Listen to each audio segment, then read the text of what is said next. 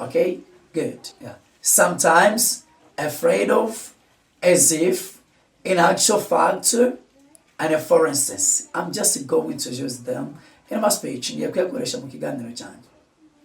Sometimes I learn English because I love it very much, alright? And I speak it as if sometime and sometimes. Ukuye wiriya ese yaba sometime bisobanuye umunsi umwe, one day. Naho iyo turetse wiriya ese iba sometimes, rimwe na rimwe. Nabonye abantu bajya bakora amakosa.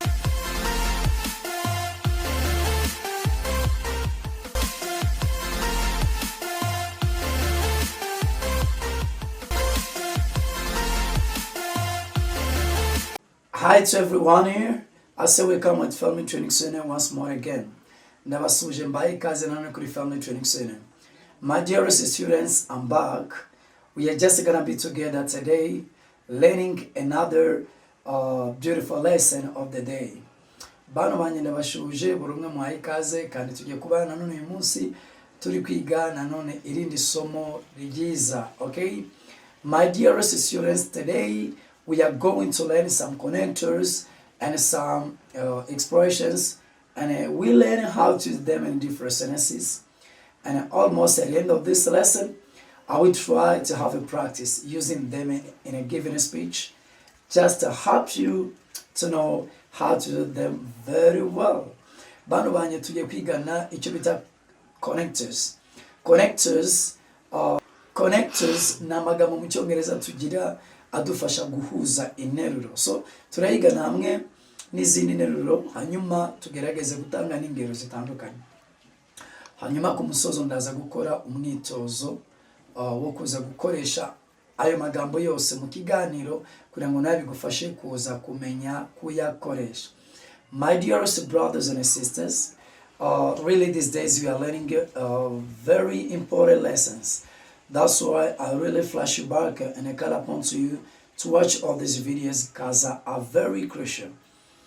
Bano banje ndagira bamenyesha ko muri minsi turi kwiga amasomo meza cyane kandi mbibutsa ko mugomba kuyitaho ndetse no kuyiga neza mwashizeho umutima. Anyway, let's get started with the lesson of the day. Alright? Hanyuma reka dutange isomo ry'uyu munsi. The first word is what we call sometimes. It is used like a given adverb of frequency. Ijambo rya mbere ni sometimes. Sometimes mu Kinyarwanda birasobanuye ngo rimwe na rimwe. My dearest students, pay attention. Ntuzitiranye sometime na sometimes. Ukuye wiriya ese yaba sometime bisobanuye umunsi umwe, one day. Naho iyo turetse wiriya ese iba sometimes, rimwe na rimwe. Nabonye abantu bajya bakora amakosa bajya kuvuga rimwe na rimwe bakavuga sometime. It is sometimes, just sometimes. Ntabwo ari sometime. Alright, rimwe na rimwe. Let me give you an illustration here. Reka ngwereze urugero. For example, I can just say, shobora kuvuga ngo I learn English sometimes, okay? I learn English sometimes. Yeah, this is a very simple illustration. Runo rugero rworoshye. Njya niga Icyongereza rimwe na rimwe. I learn English sometimes. That's good. I learn English sometimes. The word number 2 of the day is afraid of. Afraid of. Ijambo rya kabiri umunsi turi bigana ibyo bita afraid of. Turafatira di tuyihuze na of. Iriya ntabwo ari off. Off ni igihe dufite f ebyiri. Off. Iyi ni off. Iyi ngiyi. Naho iyo ni of. Okay? Off. Okay? Iri ifite f imwe rero ni of. Turafata di tuyihuze na of ibe dove. Afraid of. Iri ni ijambo risobanuye ngo kugira ubwoba bw'umuntu cyangwa se ikintu runaka. Kuwagira ubwoba bw'umuntu cyangwa ikintu runaka. Afraid of. Alright. Let me give you one illustration here. Reka ngwereze urugero. Ushobora kuvuga ngo she's afraid of speaking English in the public. She's afraid of speaking English in the public. She is afraid of speaking English in a public. Wewe umukobwa ajya agira ubwoba bwo kuvugira Icyongereza mu ruhame. Maybe nawe ugira ubwoba bwo kuvugira Icyongereza mu ruhame.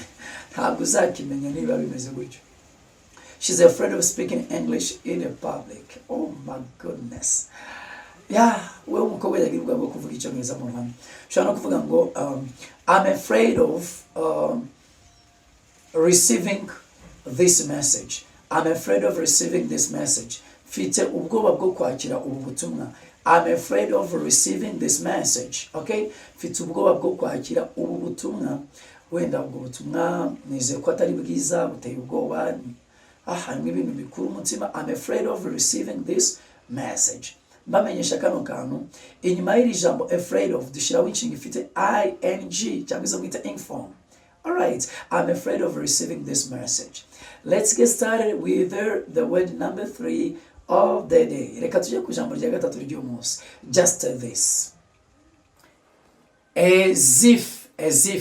As if ni ijambo risobanuye tugenekereza twavuga ngo nkaho, as if nkaho. As if nkaho. For example, ushobora kuvuga ngo she's drinking beer as if she's gonna die.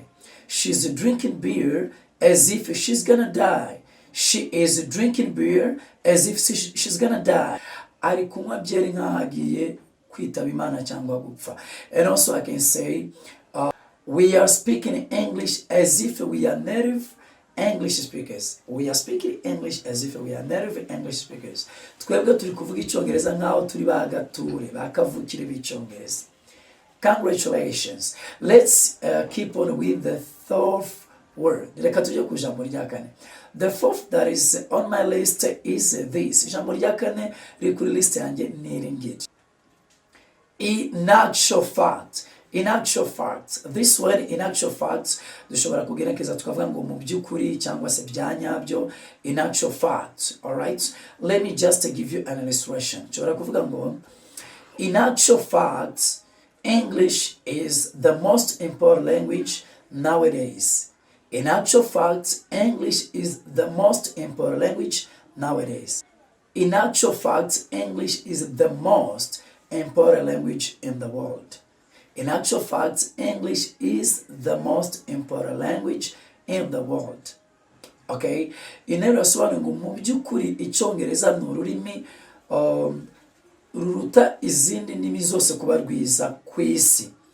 Kuko rurakoreshwa byibuze muri buri gihugu wasangamo abantu bavuga Icyongereza. Okay? In actual fact. So let's talk about the last word of today.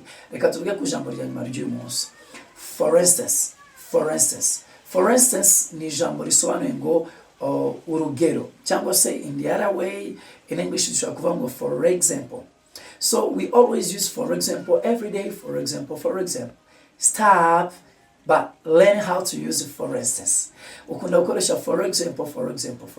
Tangira ukoreshe for instance. Ushobora kuvuga ngo for instance when I come late at home. For instance when I come late at home. Urugero iyo nje mu rugo nkerewe.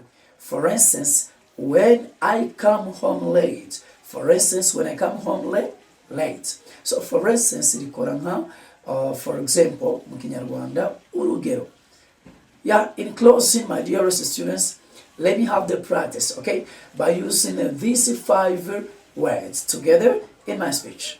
Hanyuma ku musozo reka nkoresha amagambo 5 twize uyu munsi. Alright, mu kiganiro cyangwa se muri speech. Okay, good. Yeah. Sometimes, afraid of, as if, in actual fact, and for instance. I'm just going to use them in my speech. Sometimes I learn English because I love it very much. Alright, and I speak it as if I learned it many years ago. But unfortunately, not. Yeah, I didn't learn English many years ago. I am afraid always of forgetting my English. That's why I practice every single day. Okay? So I can speak it everywhere. For instance, when I am at home, when I'm in the way, when I'm in the car, just I gotta speak it. In actual fact, English is the most delicious language I've never seen. My brothers and sisters, ndakoresheje yose mu kanya gato. So fata uyu mwanya nawe ujye ubikora. ufata amagambo 5 uyandika ahantu ukore practice ujye wirecordinga inshuro nyinshi uraza kumenya kuyakoresha ejo n'ejo bundi ukomerezeho. So anyway, mujye muri comments mukore speech ndebe ko muri bushobore kuyakoresha neza. Okay, kudos my brothers and sisters, see you in the next lesson. Murakoze mbarasa amashimwe nshuti zanjye bantu banjye, tuzabonana mu masomo y'ubutaha. Good.